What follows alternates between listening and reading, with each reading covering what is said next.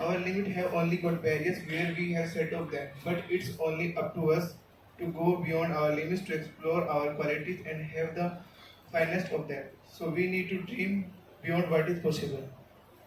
This workshop is organized by MIT in collaboration with Tihan IIT Hyderabad. It is the first autonomous navigation facility. It aims at working India a global player in the futuristic and next generation smart mobility technology. Let me introduce today's dignity who has joined us. It gives me immense pleasure to extend my warm welcome to our guest, Mr. Vinit Lohani sir, Mr. Shahid Jamal sir, and Mr. Abhishek Yadav sir. I would also like to welcome the head of department. I am also previously overjoyed to take this opportunity to introduce our guest of the day, Mr. Mohammad Shahid sir. Mohammad Shahid is AGM at Excel Geometry Private Limited and previously worked as a consultant. He is an entrepreneur and started his venture Vertex Geo Solution in Allahabad. He also worked with Indian Luminous Engineering and Technology Service Private Limited as a project manager. I would also like to welcome Mr. Abhishek Yadav, sir, Senior GIS Engineer, Excel Geometry Private Limited. He has a wide experience on drone, ArcGIS desktop, and quantum GIS. I would also like to welcome Mr. Vineet Lohani, sir, DGM Technical at Excel Geometric. Mr. Lohani has a huge list of accolades to his name. It will take an entire hour for me to read out his profile, but let me briefly go through the highlights. Data service area, drone and satellite image production, Airbus, Planet Labs, ComSat, USGS, ES and IRS. He worked on various posts like AGM Technical, Principal Consultant, GIS Consultant, SR Remote Sensing Editor. We are blessed to have him today and too proud to be his junior. Yes, he's he has done his graduation from MIT. So please share your experience with us. Sir, please welcome.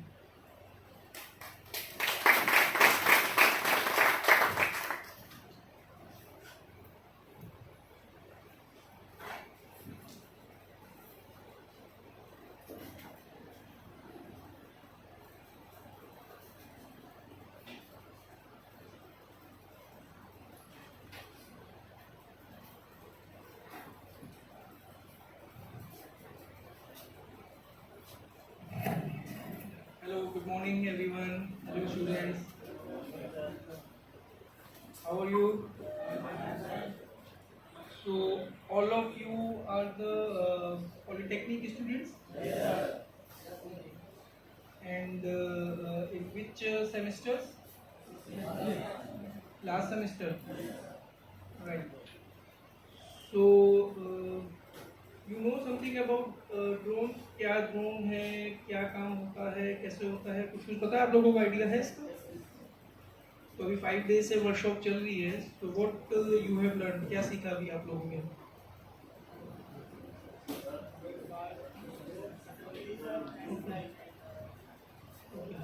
सबसे पहले मैं अपने एक brief introduction दे देता हूँ right now, then after we start this drone application part. Okay, so I am Vineet Lohani and I am also the student of this MIT first batch student, pass out 2001, 97 to 2001, BTech in IT, Information Technology. At that time there is in only the 4 discipline, one is IT, computer science and electronics and communication and IT. उस समय जब हम audition लेने आए थे तब तो ये कॉलेज जो है काफ़ी लिमिटेड था, मतलब ऑलमोस्ट 200 स्टूडेंट. राइट नाउ कितने स्टूडेंट्स हैं टोटल? ओवरऑल स्टूडेंट्स कितने हैं? More than 5,000. तो 200 से स्केल अप होके it is right now is 5,000 student and काफ़ी सारी डिसिप्लिन्स भी ओपन हो गई हैं, लाइक पॉलिटेक्निक्स है, पीजी डिप्लोमा है, एमबीएस भी चल रहा है ना, एमबीए है. और बीटेक में कितने कितने डिसिप्लिन हैं? Common discipline BTech, CS, IT,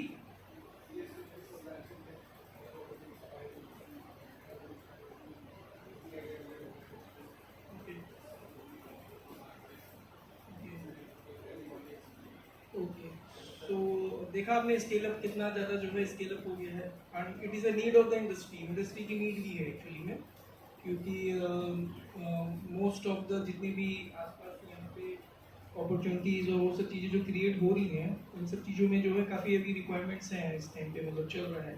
तो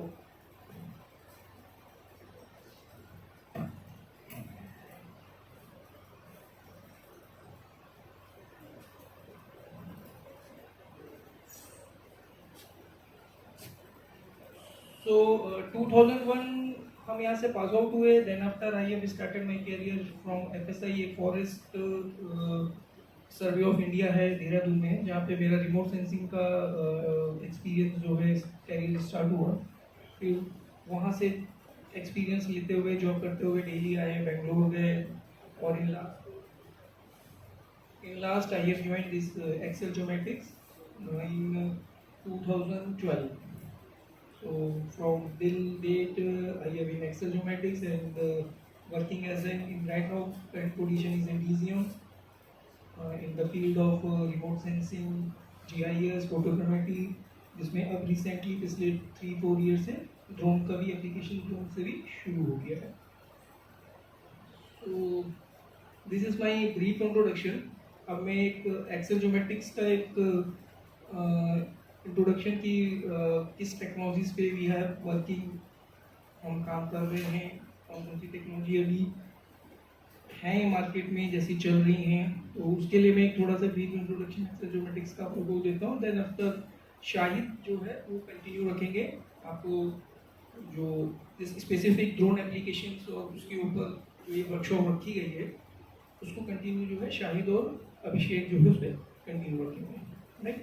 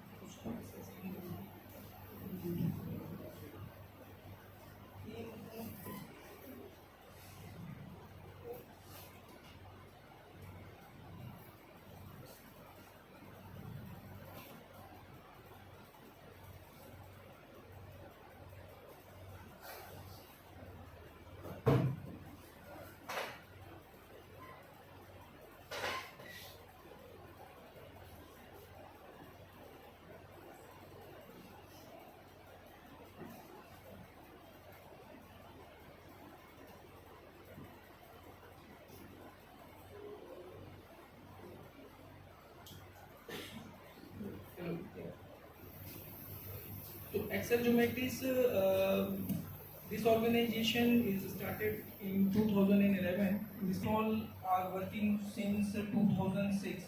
So now I think so around 16 and 17 years we are working together.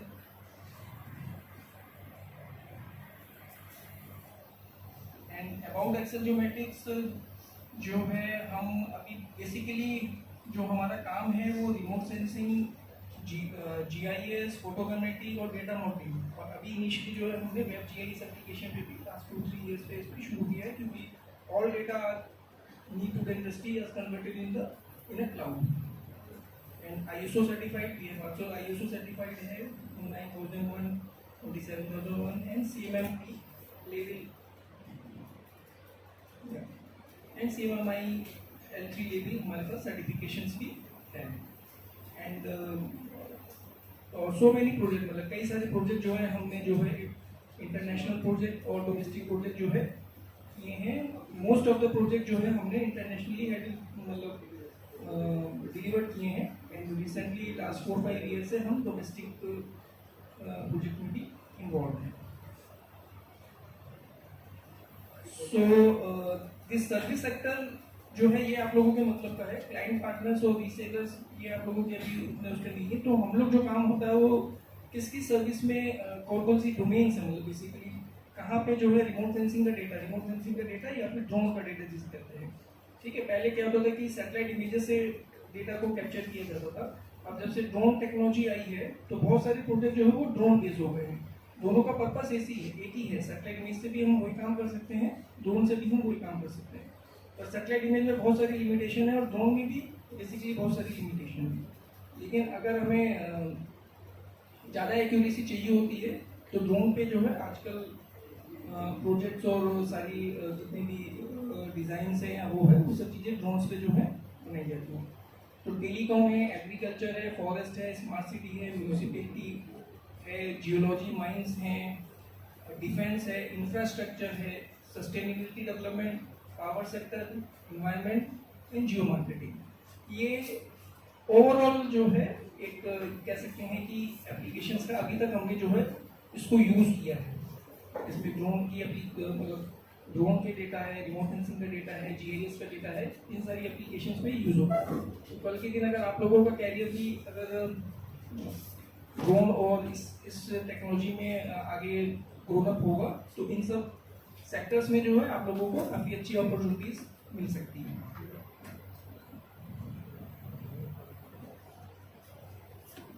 ये डेटा मॉडलिंग है, ये सब चीज़ें आप बाद में सीखोगे। बेसिकली डीटीएम होता है, फिर उसको कैसे इसमें फ्लड मॉडलिंग का पार्ट है। तो ये इनिशियली ये एप्लीकेशन के पार्ट है जो कि अभी हम लोग मतलब अब जो है धीरे धीरे करके सब कुछ वेब बेस करते जा रहे हैं एप्लीकेशंस को। मतलब पहले क्या होता था कि ऑफलाइन सारे काम होते थे और then after deliver to the data client. अब मोस्ट ऑफ द चीज़ें जो है वो वेब जीआईएस बेस हो गई हैं। तो जो भी चीज़ होती है वो क्लाउड पे चला जाता है।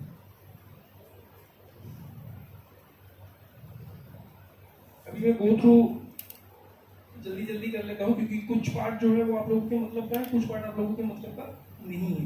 जैसे हम लोग टेलीकॉम सेक्टर में है, क्रॉप मॉनिटरिंग, मतलब क्रॉप मॉनिटरिंग एक बहुत बड़ा फील्ड है इसमें रिमोट सेंसिंग की टेक्नोलॉजीज को यूज़ करने के लिए और ड्रोन की टेक्नोलॉजीज को यूज़ करने के लिए। 3D मॉडलिंग होती है, जैसे स्मार्ट सिटी के प्रोजेक्ट चल रहे हैं, टेलीकॉम के प्रोजेक्ट्स हैं, जो टेलीकॉम की प्लानिंग होती है वो सारी जो है 3D मॉडलिंग होती है सिटी की। LULC मैप मतलब कि लैंड यूज लैंड मैप बोले जाते हैं इनको। मतलब लैंड के ऊपर फॉरेस्ट कहाँ है, वाटर बॉडीज कहाँ पे हैं, सेटलमेंट्स कहाँ पे हैं, सेटलमेंट मतलब कि आबादी वाला एरिया जहाँ पे लोग रह रहे हैं, रेलवे है, रोड है, ये सब चीज़ें जो है लैंड यूज में आता है। देन आफ्टर फ्लड रिस्क जो है, जो जितने भी डिजास्टर वाले जो प्रोजेक्ट्स होते हैं, जैसे कहीं पे लैंडस्लाइड आ गया या कहीं पे फ्लड आ गया, ठीक है, तो उसका असेसमेंट करना है। तो वो सारे असेसमेंट जो है आजकल ड्रोन बेस्ड हो गए हैं। पहले ड्रोन की फ्लाइंग करते हैं, फिर उस डेटा का प्रोसेसिंग होता है, देन आफ्टर उसमें एनालिसिस और बहुत सारी चीज़ें होती हैं। जैसे लैंडस्लाइड हैजार्ड जोनेशन मैप है, इन्वायरमेंट इम्पैक्ट, इन्वायरमेंट में कैसे इम्पैक्ट कर रहा है वो भी जो है इमेजरी से एक लेवल पे हम लोग उसको निकाल सकते हैं। नेशनल मैपिंग मतलब कंट्री वाइड अगर किसी को मैपिंग करानी है, country wide mapping basically drone से पॉसिबल नहीं है, इसके लिए सैटेलाइट इमेज पे जाना होता है, ठीक है। तो वही मैंने कहा कि हर चीज़ की अपनी एक लिमिटेशन है। कुछ चीज़ें सैटेलाइट इमेज से हो सकती हैं, कुछ चीज़ें से ड्रोन से हो सकती हैं। तो जो छोटे प्रोजेक्ट्स हैं कुछ स्क्वायर किलोमीटर के, वो ड्रोन के लिए फिजिबल है, लेकिन अगर कंट्री वाइड अगर चलना है या स्टेट वाइड चलना है तो वो जो है फिर सैटेलाइट बेस पे करना होता है। ये जैसे जिस तरीके से हम लोग ने कंट्री वाइज जो है प्रोजेक्ट जो किए हुए हैं, ये सारे जो है फिलहाल सैटेलाइट इमेज में है, क्योंकि ये कंट्री लेवल की प्रोजेक्ट है। टेलीकॉम की जो प्लानिंग होती है उसमें इन डेटास का जो है यूज़ होता है, क्योंकि आप लोगों ने देखा होगा कि जो वेजिटेशन है, vegetation in the terms of जैसे ट्रीज हो गया या फॉरेस्ट हो गया, ये जो चीज़ें होती हैं, और जो वाटर बॉडी, ये दो फैक्टर जो है बहुत इंपॉर्टेंट होते हैं टेलीकॉम प्लानिंग होती है।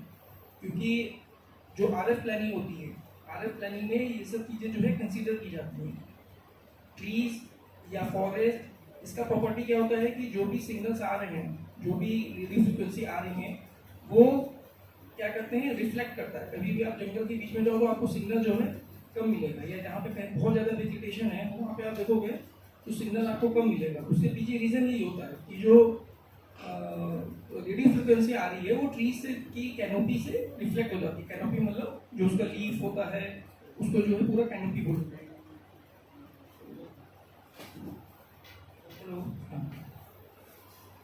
तो ट्रीज की वो प्रॉपर्टी होती है वो उसको रिफ्लेक्ट कर देता है। वाटर की उसकी प्रॉपर्टी होती है कि वो उसको एब्जॉर्ब कर लेता है। तो कभी आप लेक के किनारे जाओ या सी के किनारे जाओ, वहाँ भी आप देखो कि सिग्नल की प्रॉब्लम रहती है। या तो उसमें पोस्टर लगाया जाता है या और कुछ इक्विपमेंट लगाए जाते हैं ताकि उसकी रेंज को जो है बढ़ा सके। तो ये 2-3 प्रॉपर्टीज होती है जो कि रेडियो फ्रिक्वेंसी में काफ़ी इंपॉर्टेंट होती है। तो इसके लिए जो है आपको जो रिमोट सेंसिंग का जो डेटा होता है वो जो है यूजफुल होता है। तो ये कंट्री लेवल पे जो है जो प्रोजेक्ट हम लोगों ने डिलीवर किए हैं वो ये हैं, जैसे इसमें यूएस है, इंडिया है और ऑस्ट्रेलिया है, जापान है, ये सारे जो है कंट्री लेवल के प्रोजेक्ट है। फिर इसको और थोड़ा डिटेल में जानना है तो वो सिटी लेवल पे चला जाता है, जिसमें कि पूरा सेटलमेंट जो है वो प्रॉपरली अच्छे से दिखाई दे, कहाँ पे डेंस अर्बन है, कहाँ पे मीडियम अर्बन है, कहाँ पे लो अर्बन है और हाइट है, ये सारे फैक्टर जो है फिर इंक्लूड हो जाते हैं। जैसे आप देख रहे होंगे 3D मॉडल्स है सिटी के, तो इसमें हाइट का भी इन्वॉल्वमेंट आ गया है कि बिल्डिंग जो है वो कितने मीटर की हाइट की है करके। ये सारी चीज़ें जो आप देख रहे हैं ये आउटपुट जो है वो ड्रोन का डेटा या फिर सैटेलाइट इमेज का ही डेटा है, उसी से ही प्रोसेस होकर ये डेटा जो है इस लेवल पे आया है। तो कैसे होगा अभी आपको 2 दिन की वर्कशॉप में शाहिद और अभिषेक जो है यहाँ पे एक बार दिखा देंगे कि किस तरीके से डेटा जो है वो मतलब कैप्चर किया जाता है और फिर आगे किस तरीके से इसकी प्रोसेसिंग होती है। अर्बन मैपिंग है, जो भी आपका अमृत सिटीज बन रहे हैं, मतलब स्मार्ट सिटी के आप देख रहे होंगे कि कई सारे प्रोजेक्ट जो है चल रहे हैं, तो वो सारी मैपिंग भी जो है ड्रोन के थ्रू जो है हो रही है आजकल। ये सब अर्बन मैपिंग के प्रोजेक्ट्स हैं जितने भी आपको दिख रहे हैं, these all are the smart city के प्रोजेक्ट्स हैं।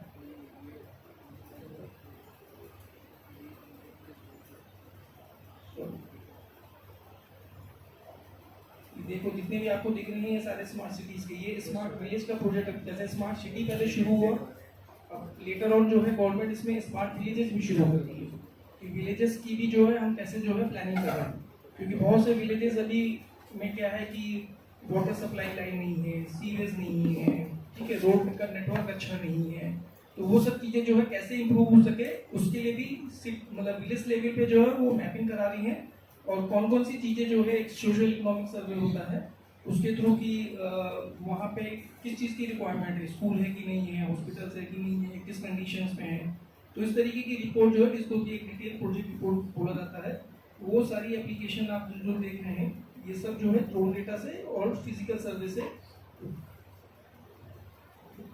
बनता है, राइट। ये सब जो है अर्बन सिटी है, जितनी भी अगर ये 3D मैपिंग है, मतलब किसी सिटी की अगर 3D मैपिंग करनी हो तो कैसे इसको कंटूर्स हो, ये सब चीज़ें डिटेल में आपको आगे आएगी। रोड इंफ्रास्ट्रक्चर हो गया, रेलवे हो गया, इन सब चीज़ों में भी बहुत ज़्यादा एप्लीकेशन है। जो नई रोड बनती हैं या रोड का कुछ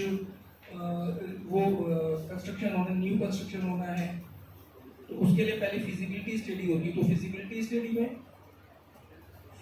स्टडी में जो है आपको ड्रोन से फ्लाइंग करके जो है डेटा कैप्चर किया जाता है, फिर उसमें जो भी रिपोर्ट्स बनती हैं या वो सारी चीज़ें होती हैं।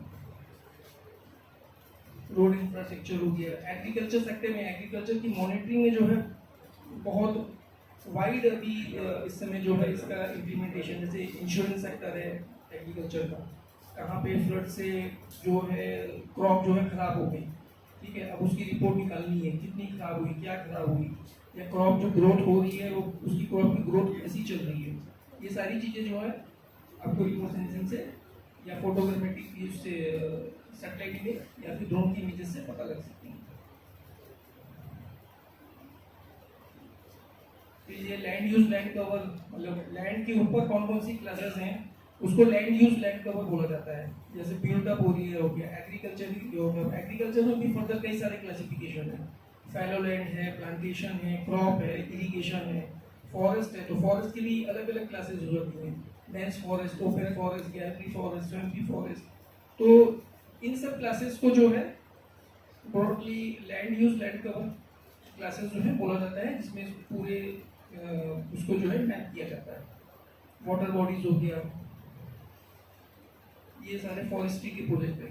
ये उत्तराखंड का एक प्रोजेक्ट हम लोगों ने किया था जिसमें कि कई सारी क्लासेस जो है वो फॉरेस्ट की और लैंड यूज की निकालनी थी, पूरा उत्तराखंड जो है कवर है। तो ये बेसिकली बस मेरा ये स्लाइड दिखाने का मकसद ये था कि हम जो है यहाँ पे ड्रोन की एप्लीकेशन के पॉइंट ऑफ व्यू से आए हैं कि ड्रोन की एप्लीकेशन कहाँ कहाँ पे है, कैसे कैसे में।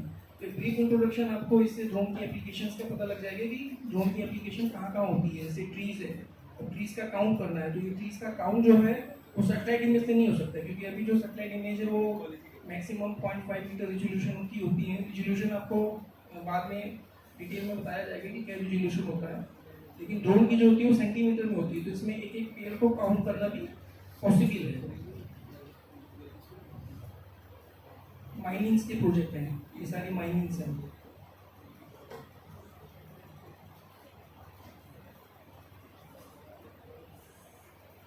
मिनरल एक्सप्लोरेशंस हैं, मतलब कि आपके उसमें जो है कौन कौन से मिनरल्स हैं उसको भी किसी लेवल तक जो है स्टडी जो है किया जा सकता है कि गोल्ड का पोटेंशियल कितना है, या और कोई मिनरल्स है तो उसका पोटेंशियल कितना है। नेचुरल डिजास्टर्स है, जो कि आपके फ्लड्स आते हैं या वो सब चीज़ें इसमें कवर हो जाती है। फ्लड मॉडलिंग है, फ्लड के मॉडल्स जो हैं वो बनते हैं, right. Flood early warning system, मतलब उसको फ्लड को अर्ली वार्निंग सिस्टम भी हमने एक एप्लीकेशन जो है यहाँ पे डेवलप किया है। ग्राउंड वाटर मॉडलिंग है, ये सारे मॉडलिंग के पार्ट आ गए। लाइवलीहुड डेवलपमेंट है, रेलवे कॉरिडोर से, रेलवे कॉरिडोर में किस तरीके से ड्रोन का यूज करके जो है फिजिबिलिटी स्टडी होती है, ये सब चीज़ें इसमें आ जाएगी। टनल के प्रोजेक्ट्स हैं, पावर लाइन के प्रोजेक्ट्स हैं। These all are the demographic project होते हैं। जियो मार्केटिंग है, ऐप्स में है, ये सारी वेब एप्लीकेशन है। जैसे मैंने बताया कि एक तो प्रोसेस हो गया आपको ऑफलाइन डेटा को प्रिपरेशन, दूसरा है उन सारी चीज़ों को वेब एप्लीकेशन। आज के टाइम पे सब चीज़ें जो है वेब पे आ गई हैं। क्लाइंट भी अपने अंदर इतना बड़ा इंफ्रास्ट्रक्चर नहीं लगाना चाहता, जिसके लिए, क्योंकि ये सारे डेटा को प्रोसेस करने के लिए आपको काफ़ी हैवी सिस्टम चाहिए होते हैं। नॉर्मल सिस्टम में जो है ये डेटा जो है प्रोसेस नहीं हो सकते हैं, तो उसमें काफ़ी बड़ा इन्वेस्टमेंट है। तो उस चीज़ के लिए अब क्या है कि वेब बेस्ड सॉल्यूशन होता है, मतलब प्रोसेसिंग तो कंपनी के अपने एंड पे होती है, बट उसका जो डेटा होता है उसको वेब में डाल दिया जाता है, ताकि उसको जो है किसी भी क्लाइंट जो है इजीली जो है एक्सेस उसको कर सके, वेब पे देख सके। ये सब एप्लीकेशन है। तो these all are the applications of this drone and satellite images, right? ठीक है, कुछ क्लियर हुआ? अब कैसे क्या होगा ये सब चीज़ें, अभी 2 दिन का आपका वर्कशॉप चलेगा, जिसमें कि शाहिद और अभिषेक जो है आपको दिखाएंगे, जो भी मैंने प्रेजेंटेशन में दिखाया है वो सारी चीज़ें आपको ग्राउंड में और सिस्टम में दिखाएंगे कि कैसे जो है वो चीज़ें हो रही है। उसके लिए एक ब्रीफ इंट्रोडक्शन शाहिद अभी आपको देगा, जो कि स्पेसिफिक ड्रोन के ऊपर होगा।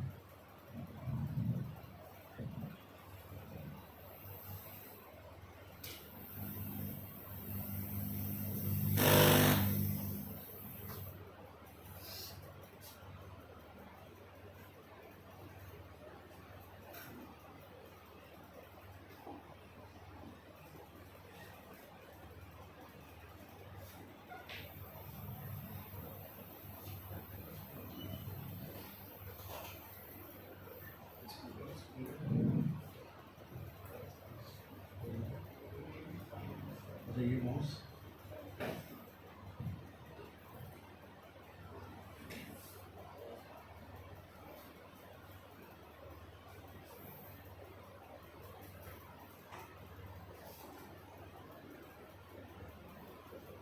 Morning everyone, Shahid.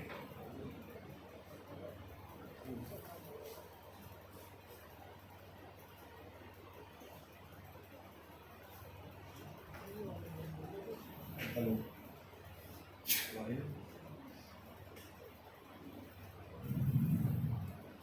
I think बहुत लोगों को इसमें नहीं आ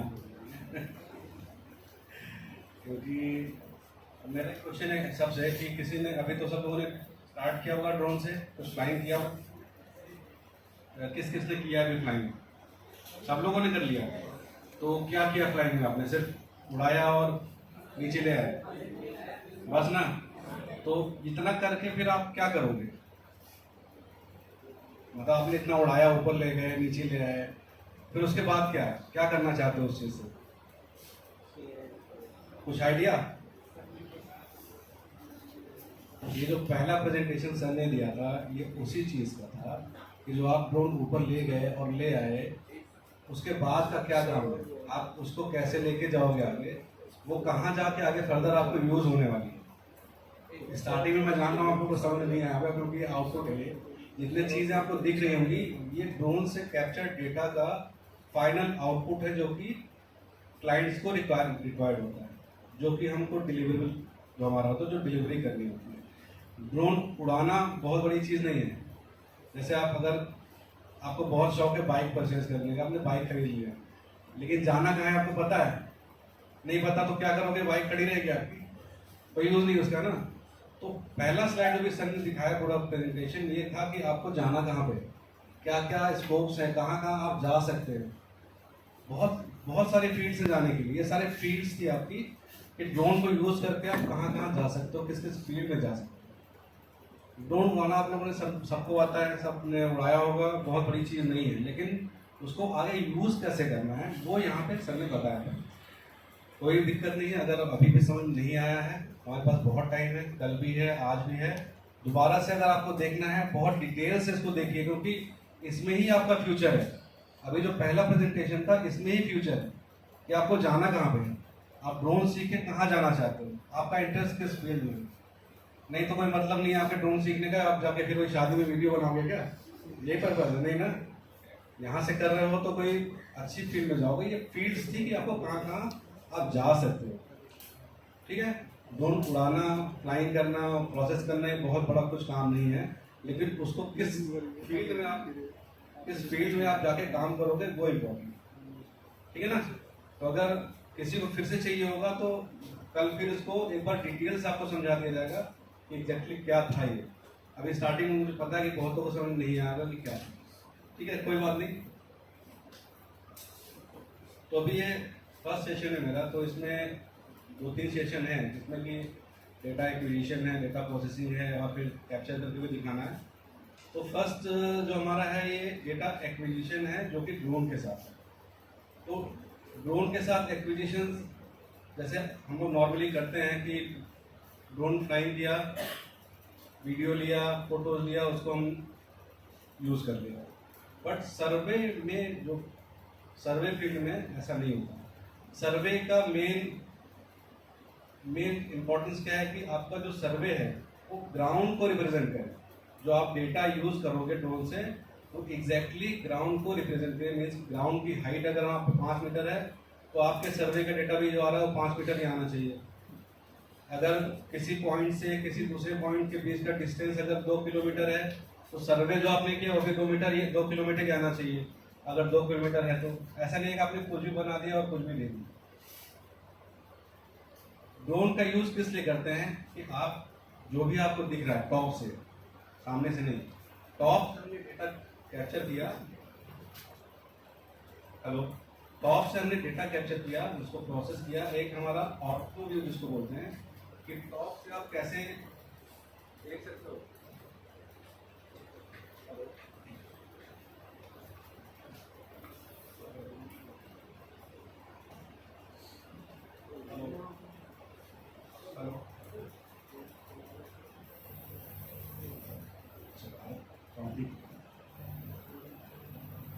तो जैसे आप ड्रोन देख रहे हो कि ड्रोन को ऊपर लेके जाना होता है, ऊपर से हमको उसको कैप्चर करना होता है। तो जो हमारा व्यू होता है वो कैसा होता है, वो टॉप व्यू होता है।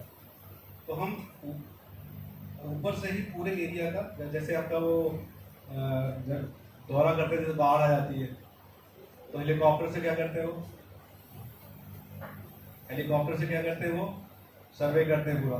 तो वो क्या है, वो विजुलाइज कर रहे हैं टॉप से, ऊपर से वो बहुत बड़ा एरिया कवर कर लेते हैं देखने के लिए। नीचे से आप कर पाओगे क्या? जहाँ पे हो आप, आपकी विजिबिलिटी उतनी नहीं है कि आप वहाँ से देख पाओगे, तो ज़्यादा दूर तक आप जा नहीं पाओगे। लेकिन टॉप से आप देखोगे तो आपकी रेंज जो आपका काफ़ी ज़्यादा बड़ा हो गया है।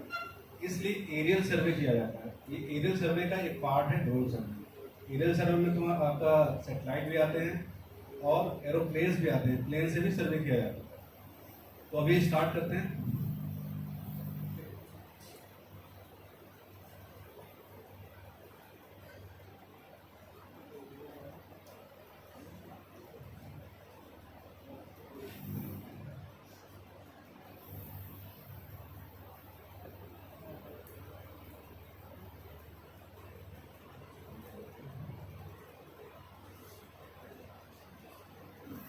तो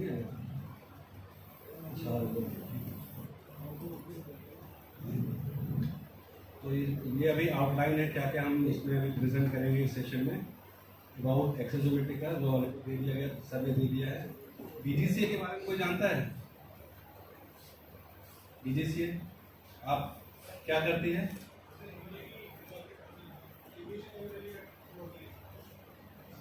अभी जब आप ड्रोन फ्लाइंग करके जा रहे हो, ड्रोन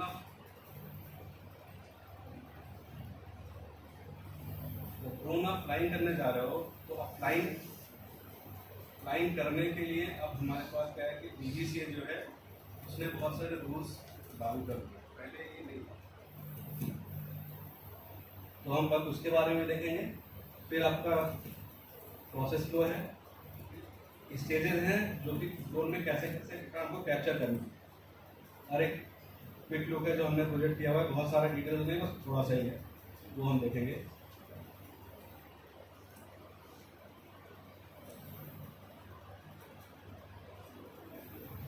हाँ, कोई दिक्कत नहीं। ये जनरल इंट्रोडक्शन था जो कि सर ने ऑलरेडी दे दिया है एक्सेसिबिलिटी कंपनी का। अब ये डीजीसीए बताने का क्या पर्पज है, क्योंकि अभी डीजीसीए जो है वो पूरा रेगुलेट कर रही है आपके ड्रोन ऑपरेशंस को। आप बिना उसके परमिशन के ड्रोन फ्लाइंग नहीं कर सकते, समझ रहे हैं? अगर किसी ने भी पढ़ा है तो ठीक, उन्होंने पढ़ा हुआ है तो उनको पता होगा कि अब ड्रोन के लिए बहुत सारे नियम्स आ गए हैं, बिना आप उसके ड्रोन फ्लाइंग नहीं कर सकते। तो बहुत छोटा सा डिटेल यहाँ पे देंगे, बहुत ज़्यादा डिटेल में नहीं जाएंगे, छोटा सा प्लीज।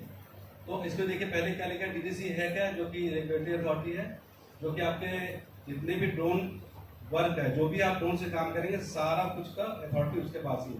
बिना उसके परमिशन के आप ड्रोन फ्लाइंग नहीं कर सकेंगे। अब पहले कर सकते थे, पहले ऐसा कुछ नहीं था, ठीक है। ये कुछ डीजीसी के ही कुछ रूल्स और रेगुलेशन दे रखे हैं, तो उसके टर्म्स दे रखे हैं, जैसे कि CAR क्या होता है।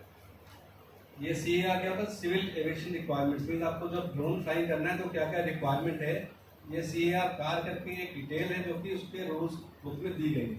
तो जब भी आप फ्लाइंग करने जाओगे कहीं तो ये आपको रीड करके जाना है, या फिर आप पहले आपको ड्रोन इंडस्ट्री में आपको आना है तो ये सब चीज़ें आपको पढ़नी पड़ेंगी, ठीक है। US, अब जनरली हम लोग बोलते हैं ड्रोन, अब वहाँ पे ड्रोन नहीं बोला जाता, यहाँ पे US बोलते हैं। US क्या है, अनमैन्ड एयरक्राफ्ट सिस्टम, क्योंकि ये पूरा एक सिस्टम होता है। आपका ड्रोन व्हीकल भी होता है, साथ में आपका कंट्रोल, जिससे आप कंट्रोल करते हैं, कंट्रोल स्टेशन भी होता है। तो इसके लिए अब क्या है कि ये अब जब हम मेरा फिर नहीं कहना कि अब जब हम ड्रोन में आ रहे हैं तो DGCA को फॉलो करते हुए आगे बढ़ें, जो DGCA कह रही है उसके हिसाब से चलना है, ठीक है। अब देखिए आगे दिया हुआ है कि ड्रोन रूल कब आया। इसके पहले तो हमारे पास एयरक्राफ्ट रूल था, पहले तो ड्रोन नहीं थे, पहले एयरक्राफ्ट थे, तो उसके लिए एयरक्राफ्ट रूल था। लेकिन अब जब ड्रोन आ गया तो ड्रोन के लिए स्पेशल अलग से रूल 25 अगस्त 2021 को DGCA ने उसको लॉन्च किया। तो अब इसके अंदर देखिए क्या क्या कैटेगरीज, जैसे आप ड्रोन आप लोगों ने देखा है तो उसमें कैटेगरीज आती हैं कि क्या क्या कैटेगरीज उसके अंदर है। किसी को पता है कैटेगरीज के बारे में? जैसे यहाँ लिखा भी हुआ है, अगर कोई पढ़ के बता सकता है क्या कैटेगरी है, क्या क्या उसका मतलब क्या होता है? रोटर क्राफ्ट लिखा है, एरोप्लेन लिखा है, एंड हाइब्रिड लिखा हुआ है, कोई बता सकता है? हाँ भाई,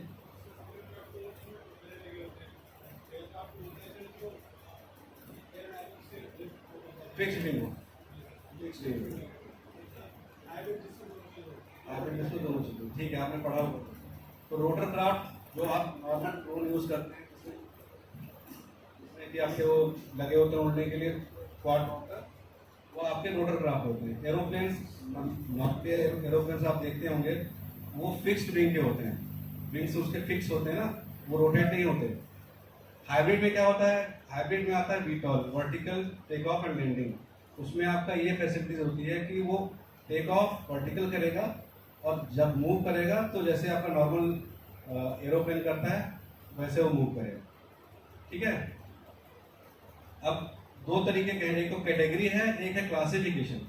क्लासिफिकेशन किस बेस पे है? उसके वेट के बेस पे, कि आपका ड्रोन का वेट कितना है उसके बेस पे क्लासिफिकेशन है, nano, micro, small, medium large. ये अभी हम आगे देखेंगे कैसे इसका कैटेगरी किया गया है। अब ये थोड़ा सा डिटेल से डीजीसीए के बारे में। डीजीसीए क्या कर ड्रोन हो सकता है मैन्युफैक्चर भी करें, है ना। तो मैन्युफैक्चर करेंगे तो ऐसा नहीं कि आपने मैन्युफैक्चर कर लिया उसको सीधे आपने मार्केट में दे दिया। डीजीसीए को आपको पहले, डीजीसीए के पास क्या है, क्वालिटी काउंसिल ऑफ इंडिया है, उसमें आपको अपना ड्रोन भेजना होगा, वहाँ से अप्रूव कराना होगा। आपका ड्रोन जब अप्रूव हो जाएगा उसके बाद ही आप उसको सेल कर सकते हैं, ठीक है। बाहर से आपको अगर इंपोर्ट करना है कोई भी ड्रोन आपको, तो ये डीजीएफटी है, directorate general of foreign trade, इसके थ्रू ही आप बाहर से ड्रोन इंडिया में ला सकते हैं। बिना इसके आप ड्रोन बाहर से नहीं ला सकते कोई भी ड्रोन, ठीक है। Each drone would be identified by the UIN. वो पता होगा नहीं पता होगा आप लोग को। अब कोई भी ड्रोन आपका है उसको एक, जैसे आपका एक आधार कार्ड नंबर है ना सबका, वैसे हर ड्रोन का भी एक यूआई नंबर जनरेट होना है और सबका होगा। बिना उसके आप फील्ड में नहीं फ्लाइंग कर सकते, बिना उसके आप फील्ड में नहीं जा सकते। तो हर ड्रोन का एक यूआई नंबर मस्ट है कि होना हो, ठीक है। अब ये सब चीज़ें, बहुत सारी चीज़ें हैं, आपको कैसे मिलेंगी। तो एक डिजिटल स्काई प्लेटफॉर्म है, आगे उसका डिटेल भी दिया हुआ है, वहाँ पे जाके आप सारी डिटेल चेक कर सकते हैं, ठीक है। उसमें क्या क्या चीज़ें हैं, रजिस्ट्रेशन है, फ्लाइट प्लानिंग है, रिपोर्टिंग, उसमें सारी चीज़ें इंक्लूड है। अब इसमें एक एनपीएनटी का पता है, जब ड्रोन आप फ्लाइंग करते हो तो ये रिस्ट्रिक्शन लगा दी है डीजीसीए ने कि NPNT means no permission no take off. कि जब तक डीजीसीए से आप रिक्वेस्ट मांगोगे कि मुझे फ्लाइंग करना है, डीजीसीए ने एक्सेप्ट किया तो मतलब आपको परमिशन मिला, आपका फ्लाइंग होगा, अदरवाइज वो फ्लाइंग नहीं करेगा। या फिर आपने उसको रिस्ट्रिक्शन दे दिया, जब तक मैं नहीं करूँ, या फिर बाउंड्री लिमिट डिफाइन कर दिया, यहाँ से बाहर कहीं न जाए फेंसिंग, तो वो भी आपका एनपीएनटी के अंदर ही आता है कि no permission no take off. Permission नहीं मिलेगा तो वो टेक ऑफ नहीं करेगा।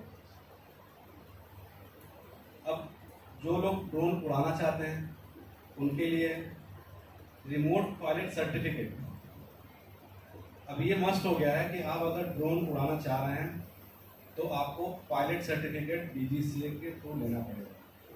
कुछ इंस्टीट्यूट हैं जो कि डीजीसीए से अप्रूव्ड हैं, उनके थ्रू आपको पायलट सर्टिफिकेट लेना पड़ेगा। जैसे हमारे साथ अभिषेक आए, मैं भी हूँ, तो हम लोगों ने पायलट सर्टिफिकेट लिया। मेरा इंस्ट्रक्टर सर्टिफिकेट है, पायलट का भी है, अभिषेक का पायलट का भी है। तो हम लोगों ने वहाँ से डीजीसीए के जो अप्रूव्ड ट्रेनिंग सेंटर हैं, आरपीटीओज हैं, वहाँ से हम लोगों ने सर्टिफिकेट लिया हुआ। तो अगर किसी को फ्लाइंग करना है, फर्दर ड्रोन में जाना है, तो वहाँ से आपको पायलट का ट्रेनिंग और सर्टिफिकेट मस्ट है, बिना उसके आप फ्लाइंग नहीं कर सकते।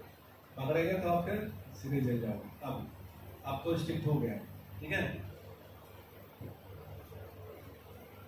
ड्रोन में अब बहुत सारी चीज़ आ रही है, तो उसमें एक और भी आ गया है कि आपका ड्रोन जो है, जब आप बाहर जा रहे हो तो आपका उसको इंश्योर्ड होना चाहिए। उसमें उसका इंश्योरेंस भी मस्ट है, थर्ड पार्टी इंश्योरेंस होना चाहिए। बहुत सारे रूल्स हैं ड्रोन के जो कि यहाँ बताना पॉसिबल नहीं है। छोटे से स्लाइड में मैंने कोशिश किया कि मैक्सिमम सारी चीज़ बता दूँ आपको, आप चेक कर सकते हो डीजीसीए की साइट।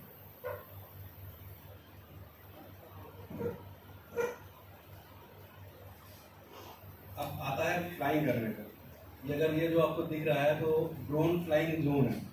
डीजीसीए ने फ्लाइंग जोन जो है वो डिफाइन कर दिया है, पहले तो था, ये अब डिफाइन कर दिया है कि आपको कहाँ कहाँ फ्लाइंग कर सकते हो और कैसे कर सकते हो, परमिशन के साथ है कि नहीं है, वो सारी चीज़ें इसमें। जैसे आप ग्रीन जोन देख रहे हैं, ग्रीन जोन मीन्स कि आप बिना डीजीसीए के परमिशन के फ्लाइंग कर सकते हो, लेकिन ये नहीं कि आपके पास सर्टिफिकेट होना चाहिए फ्लाइट का तब आप फ्लाइंग कर रहे हो, ठीक है। रिक्वायर्ड अप टू कितना लिखा है, 400 फीट लिखा है, 120 मीटर तक आप फ्लाइंग कर सकते हो without any permission, green zone में।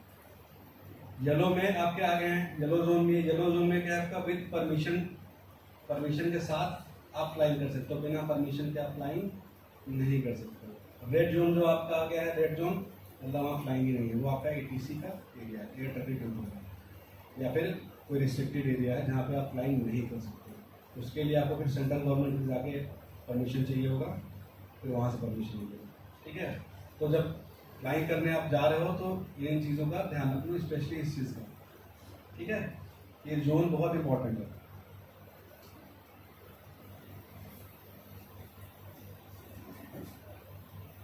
ये आपका डीजीसी की साइट है, डीजीसी का डिजिटल स्काई की साइट है जो आपके ड्रोन के लिए स्पेसिफिक बना होगा।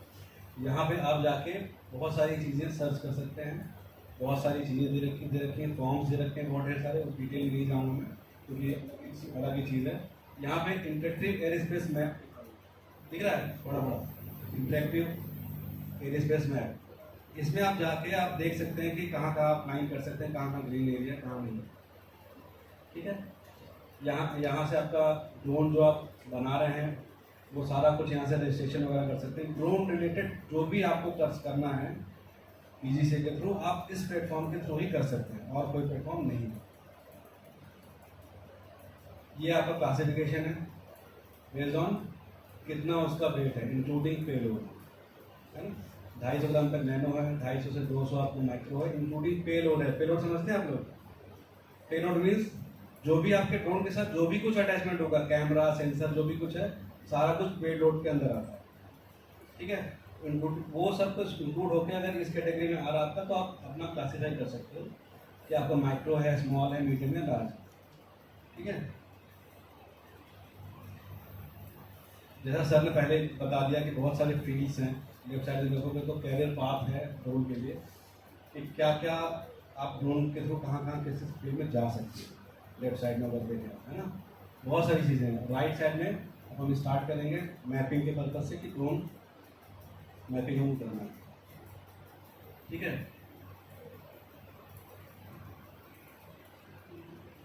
ये हमारा प्रोसेस फ्लो है कि कैसे ड्रोन का अगर हम कैप्चर करते हैं तो आगे कैसे प्रोसेस करते हैं। जैसे ये आपका आउटडोर प्रोसेस है, फील्ड पे जाएंगे, वहाँ पे क्या क्या काम करेंगे, उसके आगे इन हाउस आएंगे तो वहाँ क्या क्या प्रोसेसिंग होगी, फिर नीचे क्या आउटपुट आएगा उसको कैसे चेक करेंगे, और फाइनल आउटपुट कैसे देंगे, सबसे लास्ट में आपका फाइनल आउटपुट। ठीक है, अब हम स्टार्ट कर रहे हैं अपना प्रोसेस जो कि आपका डेटा एक्विजिशन का है। तो फर्स्ट उसके लिए क्या है चाहिए, हमें ड्रोन चाहिए। तो एक फर्स्ट तो आपका हो गया ड्रोन। ठीक है, जो भी ड्रोन की डिटेल आपके पास होगी वो है, कोई इशू नहीं। दूसरा हमें चाहिए डीजीपीएस। डीजीपीएस क्या करता है, आपके ड्रोन डेटा को एक्यूरेसी देता है। ये आपका मिलीमीटर लेवल, सेंटीमीटर लेवल तक का एक्यूरेसी डीजीपीएस के थ्रू हमें मिलती है। तो जब भी हम सर्वे के लिए जाएंगे तो हमारा डीजीपीएस जो है वो मस्ट होना चाहिए। आगे कैसे इसको करेंगे काम वो भी बताते हैं। अगर सपोज हमको कोई एरिया करना है, कोई एरिया सर्वे करना है, तो उसके लिए हमें क्या क्या चाहिए, पहले हमें चाहिए बिफोर द साइट पे जाने से पहले क्या हमें करना है कि DGPS location should be identified. हमें कहाँ कहाँ डीजीपीएस चाहिए वो मार्क करना है। अभी आप देख लीजिए, समझना जब हम फील्ड पे जाएंगे तो हम समझ लेंगे, लेकिन ये चीज़ आपके दिमाग में होनी चाहिए कि मैंने क्या क्या बताया है। ठीक है, डीजीपीएस लोकेशन मार्क पहले पता हमें करना है कि कहाँ कहाँ लगना है।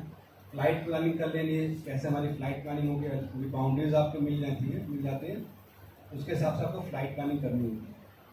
और चेक द हाइट वेरिएशन, आप जिस फील्ड में जा रहे हो, जहाँ करने जा रहे हो, वहाँ पे हाइट वेरिएशन कितना है, क्योंकि ड्रोन के लिमिटेशन है आपकी 120 मीटर या 100 मीटर की हाइट पे लेके जाना है। सपोज आप हिली एरिया में चले गए, वहाँ हाइट बहुत ज़्यादा है तो आपका ड्रोन क्रैश हो सकता है। तो हाइट का भी आपको देखना पड़ेगा कि वहाँ कोई ऑब्जेक्ट्स और भी तो नहीं कि हाई राइज बिल्डिंग है, टावर्स हैं, ऐसा कुछ है, तो वो सब देखना है आपको जाने से पहले। साइट पे क्या करना है आपको, डीजीपीएस पॉइंट कलेक्शन करना है और ड्रोन इमेज एक्वायर करना है। ऑफिस में क्या करना है, ड्रोन इमेज प्रोसेसिंग और आउटपुट जो भी रिक्वायर्ड है, डीएसएम, डीटीएम, कंट्रोल, ये सारी चीज़ें देंगे। अब फील्ड पे आ गया हमारा, ये सपोज हमारा ये फील्ड है, एक हमने फील्ड ले लिया, इसको हमको ड्रोन इसका हमको कैप्चर करना है, ड्रोन इमेज लेंगे। तो फील्ड दिख गया। पहला प्रोसेस क्या था हमारा कि डीजीपीएस मार्किंग करना, कि हमको कहाँ कहाँ डीजीपीएस चाहिए। ये है बहुत बड़ी चीज़, ये चीज़ एक्सप्लेन करना, अभी इतना टाइम नहीं है कि एक्सप्लेन करेंगे। जब फील्ड पे जब आओगे आप लोग, उस टाइम पे आपको बताएंगे कैसे मार्किंग होनी है। ठीक है, कैसे हम बताते हैं कि किस किस जगह पे मार्किंग करनी होती है। जैसे यहाँ पे मैंने मार्क कर दिया, देखें आप तो जैसे कि 1 2 3 4 5 6 हमने यहाँ पे मार्किंग कर दिया है। ठीक है, कि यहाँ पे हमको कंट्रोल पॉइंट्स लेने हैं। अब कंट्रोल पॉइंट्स लेने तो क्या करना होता है कि हमको ऐसे मार्किंग, यहाँ पे राइट साइड में अगर देखें आप तो एक प्लास्टिक का बना हुआ मार्क बना हुआ है, वो पैसा वाला पैच हम लेके जाते हैं, ग्राउंड पे रख देते हैं, वहाँ पे क्रॉस जहाँ पे जंक्शन है वहाँ पे वैल्यू हम देते हैं डिजिप्लेस की, और एज इट इज छोड़ देते हैं कि वो फ्लेक्स जो है आपका वो ड्रोन इमेज जब कैप्चर करें तो उसमें वो दिखे। जैसे आपको ये देखें लेफ्ट वाले में, ये ड्रोन इमेज में ऐसा दिखता है जो वहाँ पे हम मार्किंग करेंगे। आप पेंट कर सकते हैं या फ्लेक्स कर सकते हैं, कोई जो भी इजी लगे। आपने कंट्रोल पॉइंट ले लिया, ठीक है। अब आपका फ्लाइंग आ गया। फ्लाइंग के लिए बहुत सारे सॉफ्टवेयर हैं जो कि आप फ्लाइंग के लिए यूज़ कर सकते हैं। इसमें अभी ये फिक्स कोड ये भी फ्री सॉफ्टवेयर है, तो इसको हम इसमें भी दिखा रहे हैं कि कैसे आपका बनता है। सॉफ्टवेयर हमने ओपन किया, ड्रोन कनेक्ट किया, इसमें ढेर सारे ऑप्शन है, पॉलीगन है, ग्रिड है, डबल ग्रिड है, सर्कुलर है और फ्री मोशन, ठीक है। अब हमको जब कैप्चर करना होता है तो जैसे लेफ्ट में देखिए पॉलीगन है और ग्रिड है। पॉलीगन मीन्स अगर आपका जो कैप्चर करना बाउंड्री अगर इरेगुलर है, स्क्वायर नहीं है, तो हम फिर पॉलीगन लेते हैं कि उसको अपने हिसाब से मॉडिफाई कर सकते। ग्रिड आपका है वो रेक्टेंगल में आपको बनाएगा, कैप्चर करेगा डेटा। ठीक है, हमने क्या किया, एक एरिया जो था उसको हमने क्या किया, एक ग्रिड बनाया। अब यहाँ लाइन देख रहे हैं आप, ये लाइन क्या दिखा रही है, ये ड्रोन का पाथ बता रही है कि ड्रोन ऐसे ऐसे जाएगा, किस तरफ से जाएगा। देखिए स्टार्ट लिखा हुआ है ना, स्टार्ट से नीचे आया, फिर मुड़ा, फिर ऊपर गया, फिर ऊपर करके फिर नीचे आई, ये ड्रोन का पाथ। ये कर क्या रहा है, ड्रोन का पाथ डिफाइन कर रहा है कि ड्रोन कैसे कैसे जाएगा, ठीक है। अब इसके अंदर बाय डिफॉल्ट है कि ड्रोन के फोटो कैप्चरिंग का इंटरवल, जो कि अगर राइट साइड में आप देखो तो और भी सेटिंग है कि कैमरे का एंगल क्या है, ओवरलैप कितना होना चाहिए, साइड ओवरलैप कितना होना चाहिए और स्पीड कितनी होनी चाहिए। ये एक्चुअली फोटोग्रामेट्री का पार्ट है, थोड़ा सा डिटेल है कि ओवरलैप क्यों 80 होना चाहिए और साइड लैप क्यों होना चाहिए। छोटे छोटे में ऐसे बता दें कि आपको डेटा जो कैप्चर करें उसमें कोई गैप ना आए, तो पूरा कवर करे, उसके लिए होता है। लेकिन 80% जो ओवरलैप होता है वो 3D बनाने के लिए होता है।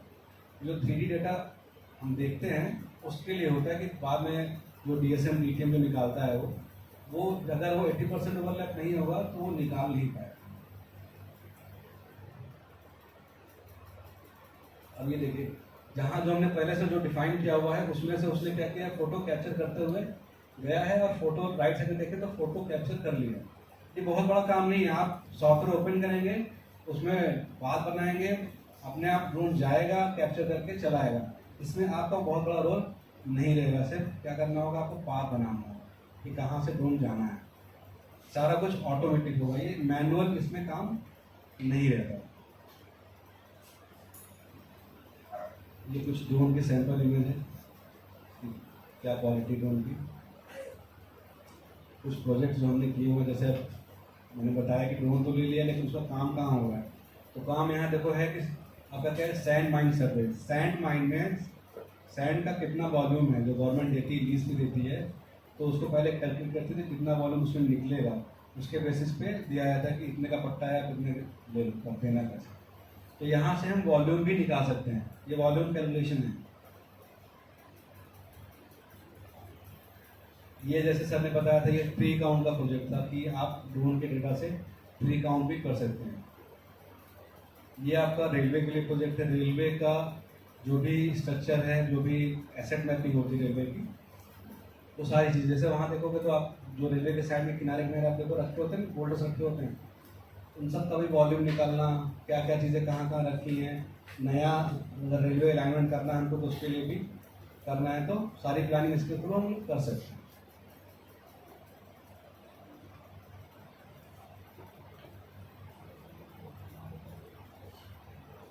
ये हमने ये 3D मॉडल आपके देखने के लिए, इसका भी एक यूज़ है क्या कि हम 3D मॉडल भी बना सकते हैं। ये एग्जांपल है, एक स्कूल है कनकौर में, उसमें हमने बनाया था। ये थोड़ा सा क्लियरिटी यहाँ पे नहीं है, वरना ये काफ़ी क्लियर मॉडल है।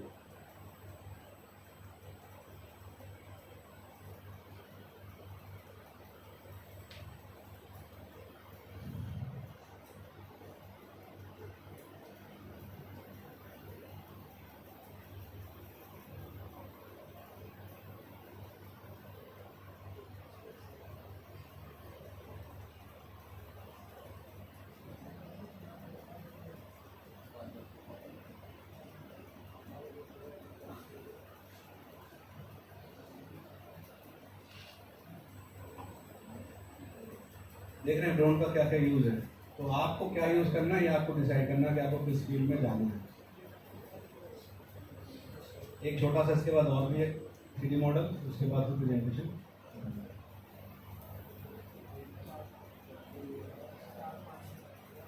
देखिए अब डिटेलिंग देखिए मॉडल की। ये बिल्कुल क्लियर दिखेगा आपको विज्ञान संकाय क्या क्या चीज़ें हैं।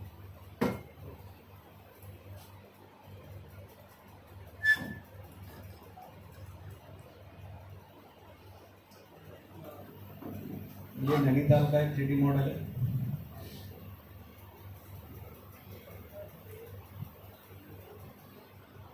यहाँ पे क्या हो रहा है कि लैंडस्लाइड के लिए मॉडलिंग की गई थी कि यहाँ पे ज़मीन जो है नीचे से खिसक रही है, क्योंकि ऊपर से पानी आता है। तो बहुत पहाड़ों में क्या होता है, पानी बहुत ज़्यादा अंडरग्राउंड भी होता है, बाहर से आपको नहीं दिखता लेकिन नीचे से पानी अंदर से रिसता रहता है। तो उसकी वजह से क्या है कि मिट्टी ढीली होके फिर वो गिरने लगती है।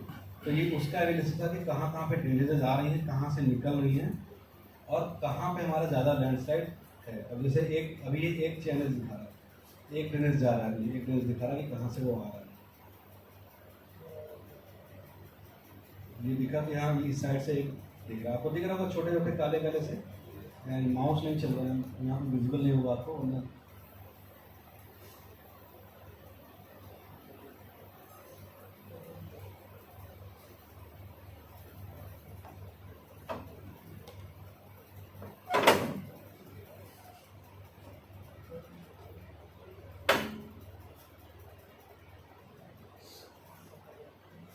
ये सारा एरिया देख रहे हैं, लैंडस्लाइड का एरिया पूरा ये नीचे आ रहा है पूरा।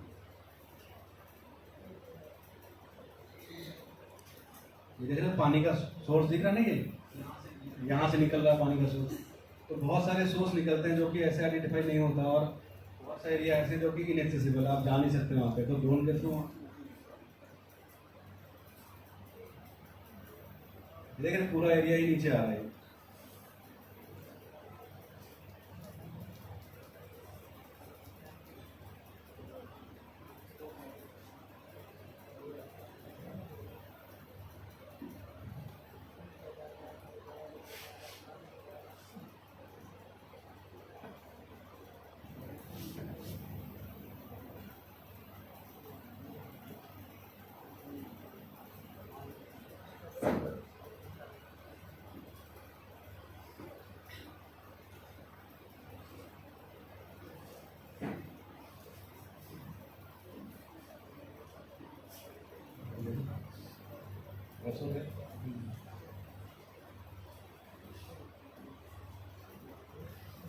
ठीक है, थैंक यू। फिर 1 बजे हम लोग मिलेंगे ग्राउंड पे प्रैक्टिकल के लिए। ठीक है, कुछ डाउट है, कुछ क्वेश्चन है तो पूछ सकते हो, अदरवाइज फील्ड पे भी पूछ सकते हो, कोई इशू नहीं।